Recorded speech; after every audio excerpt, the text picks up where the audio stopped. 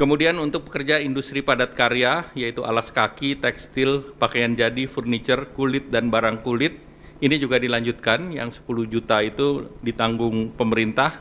Ini targetnya adalah 1,7 juta pekerja. Kabar gembira bagi jutaan pekerja di Indonesia. Pemerintah resmi membebaskan pajak penghasilan atau PPh pasal 21 untuk karyawan bergaji di bawah 10 juta rupiah.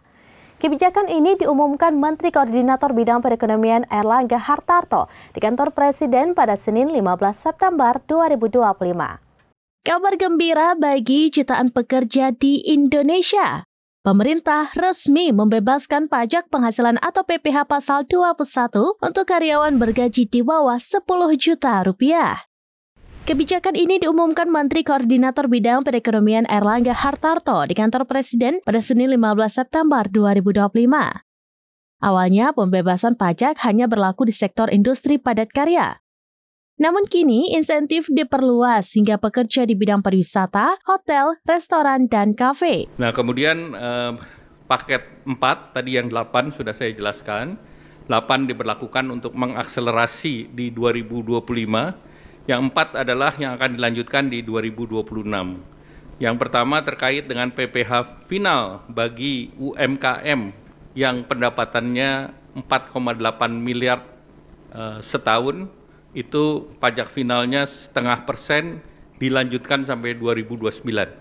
Jadi tidak kita perpanjang satu tahun, tetapi diberikan kepastian sampai dengan 2029.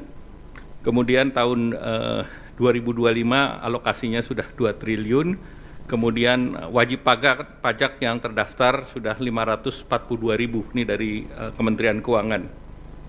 Kemudian kita memerlukan revisi PP.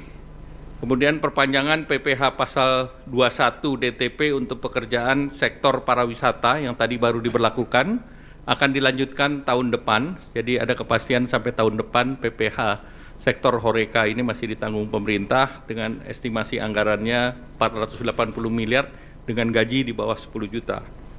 Kemudian untuk pekerja industri padat karya, yaitu alas kaki, tekstil, pakaian jadi, furniture, kulit, dan barang kulit, ini juga dilanjutkan, yang 10 juta itu ditanggung pemerintah. Ini targetnya adalah 1,7 juta pekerja, dan alokasi tahun ini sudah disediakan 800 miliar. Jadi ini pun akan dilanjutkan tahun depan. Kemudian diskon iuran jaminan kecelakaan kerja dan jaminan kematian bukan untuk pekerja upah. Ini diperluas bukan hanya untuk ojol dan juga pangkalan dan yang lain, tetapi juga pekerja bukan penerima upah lainnya seperti segmen petani, pedagang, nelayan, buruh bangunan, pekerja rumah tangga, targetnya sebesar 9,9 juta. Dan perkiraan anggarannya 753 miliar. Download Tribun X sekarang, menghadirkan lokal menjadi Indonesia.